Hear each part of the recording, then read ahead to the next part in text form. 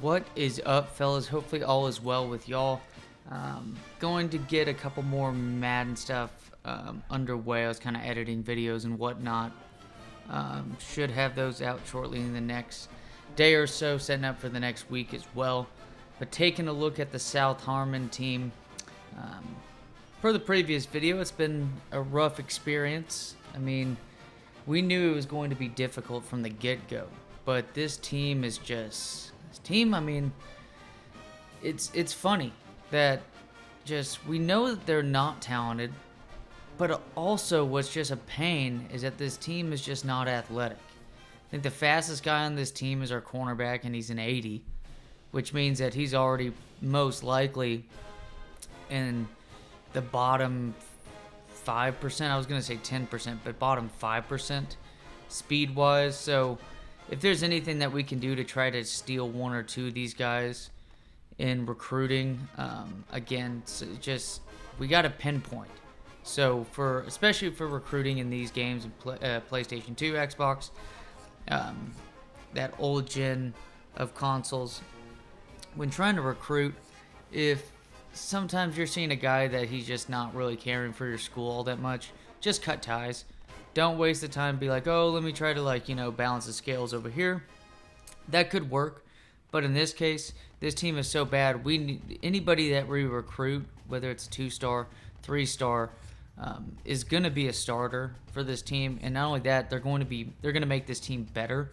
Like offensive line, any crappy offensive lineman is going to be better than this team. Defensive ends and stuff, D tackle we're pretty decent at. Butler is going to be gone, even though he's pulling off some shenanigans and stuff, but especially the linebacker position that might be the worst out of this whole team, which is saying something. There's our guy, 80 speed, fastest on the team, but overall, it's just trying to figure out which guys you have the best chance of getting or committing to your school. And it has been rough, not only to play all this, but just to recruit these guys. So if you can pinpoint a couple of guys that are doing quite well in your recruiting pool, go ahead and just focus on those dudes, hit it lights out, and maybe you end up, with a couple guys that are going to be 3 to 4 year starters for you if you're going to start off with a cupcake team like this. But early on, most of these teams right here in the top 25, you're not really going to see much of the competitive games. At the very beginning, there's our man Darren McFadden, Jamal Charles. Forgot who this wide receiver is for Louisville, but he was Brom's guy. We got Stephen McGee as well from Texas A&M.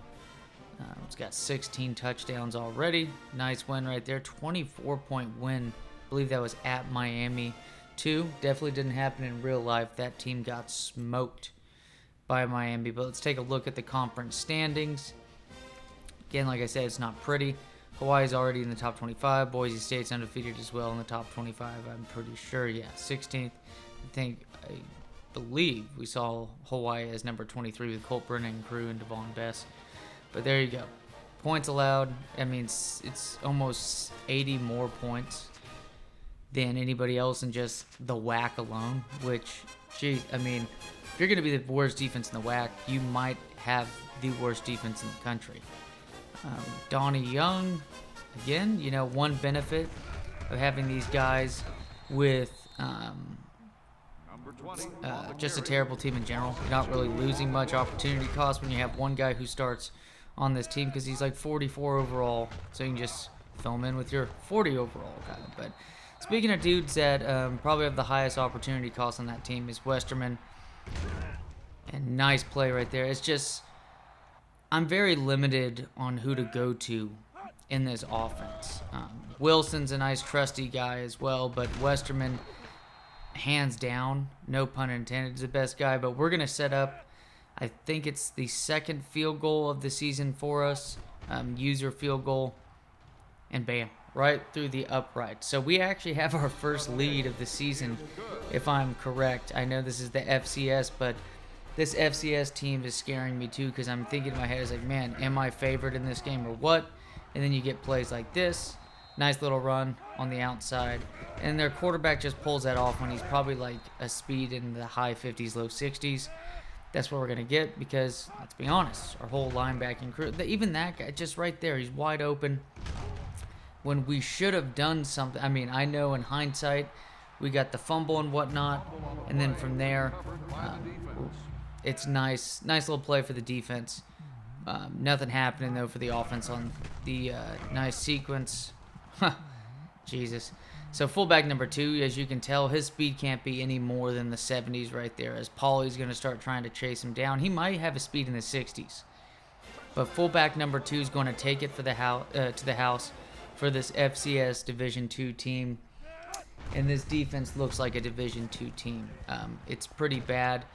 Even though this running back, again, just funny enough, it's not, you just got to take advantage of who your impact guys are. And this dude is trucking folks. I mean, his speed is only 70.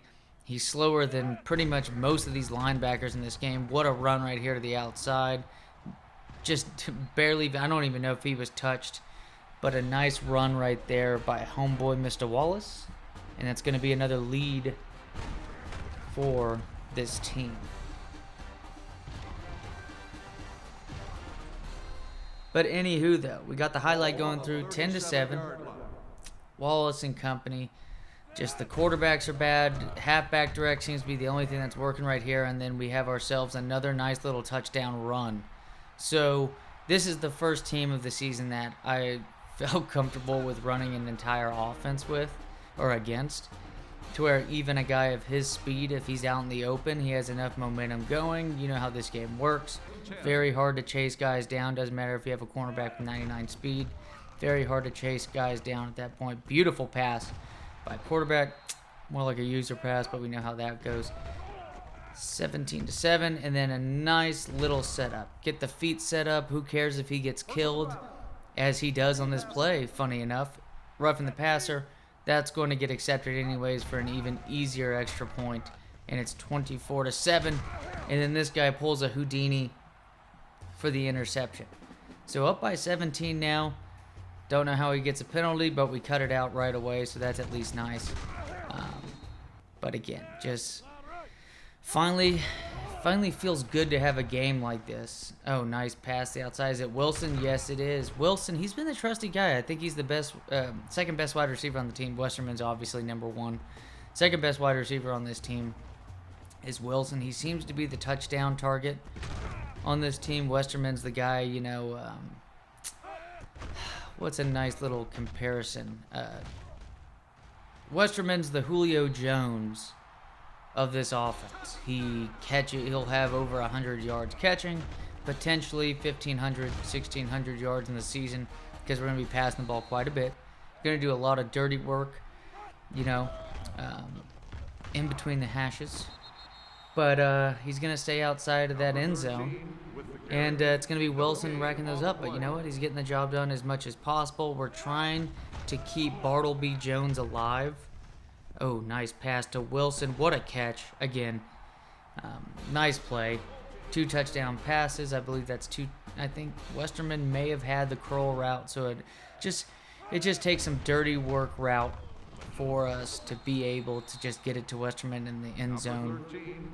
And Wilson with the beautiful catch on the outside. So he's running those corner routes. Oh, nice little play right there by Wallace. It's going to take these guys down to a 2nd and 1. And then we're going to run a halfback direct. Not able to get the speed on the outside with the linebacker. And an easy 20-yard run, I believe. 20-plus yard run.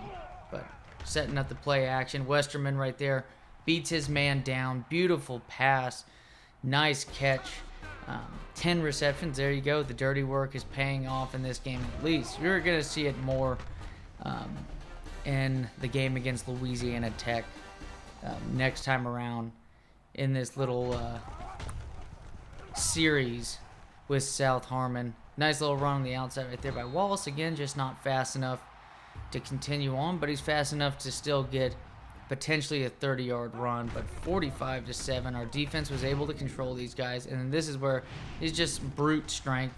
He's pushing through. And also, too, in this case, it's fortunate for us, but we all know that unfortunate feeling when you're trying to stop that defense or that offense And your CPU-controlled player ends up coming from behind and tackling him up 3 to 4 yards in this instance for a touchdown that you don't want. But 52-7, FCS West Joe.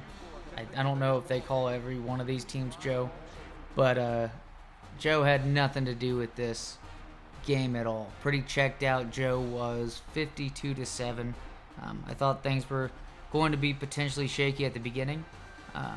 And then even that long run that got them ahead 7-3, but you see 42 unanswered points in 2 quarters, and then you have it set up for 49. Wallace, 256 yards, 3 touchdowns, Long with 63 on the outside, 10 broken tackles. Westerman, dirty work right there, 154 yards, 10 receptions, and Wilson with the 2 touchdown catches as well. Bonner and Marshall, you got the interception by Blair. Very solid game for the South Harmon team. So a little bit of hope right here. Defense played strong, but again, very inferior talent that the user is able to just take over at that point. But y'all take it easy. Louisiana Tech coming up.